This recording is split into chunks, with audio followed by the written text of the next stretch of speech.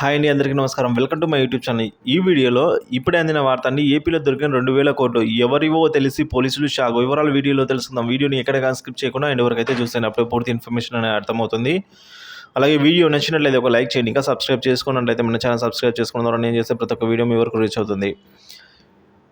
ఏపీలో ఈసారి ఎన్నికలు హోరాహోరీగా సాగుతున్నాయండి. సో ముఖ్యంగా పలు అసెంబ్లీ పార్లమెంట్ నియోజకవర్గాల్లో అభ్యర్థుల భవిష్యత్తును అయితే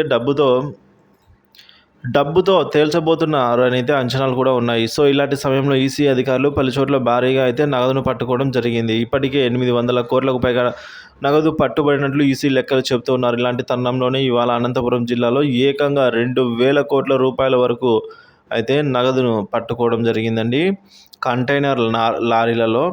సో అనంతపురం జిల్లా పామిడి మండల కేంద్రంలో పోలీసులు ఇవాళ తనిఖీ చేపట్టారు వాహనాలని. ఇందులో 4 భారీ కంటైనర్లు గుర్తించారు. వాటిని ఆపి తనిఖీలు చేశారు. ఇందులో కేరళ రాష్ట్రానికి చెందిన కొచ్చిన్ నుంచి తెలంగాణలోని హైదరాబాద్కు ఈ 4 కంటైనర్స్ సెక్యూరిటీతో వెళ్తూ ఉన్నట్టు గుర్తించారు. అలాగే ఇందులో 2,000 కోట్ల నగదు ఉన్నట్లుగా కూడా గుర్తించారు. దీంతో అనుమానం వచ్చిన పోలీసులు అయితే ఆధారాలు అడిగారండి. సో ఆధారాలు అడగగా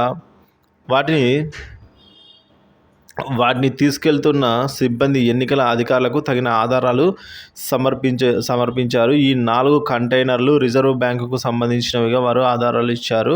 ఇవి సరిపోలడంతో అయితే జిల్లా కలెక్టర్ ఆదేశాల మేరకు వీటిని పోలీసులు విడుదల చేశారు. దీంతో 4 కంటైనర్లు సజావుగా వెళ్ళిపోయాయి. అసలే ఎన్నికల సమయం కావడంతో భారీ ఎత్తున నగదు దొరకడంతో అధికారులు అయితే తొలుత ఆందోళనకు గురయ్యారు. సో తర్వాత ఇది ఆర్బీఐ సంబంధించిన డబ్బు అని తెలిసి చివరకు ఆధారాలు ఉండడంతో అంతా ఊపిరి పీల్చుకున్నారు.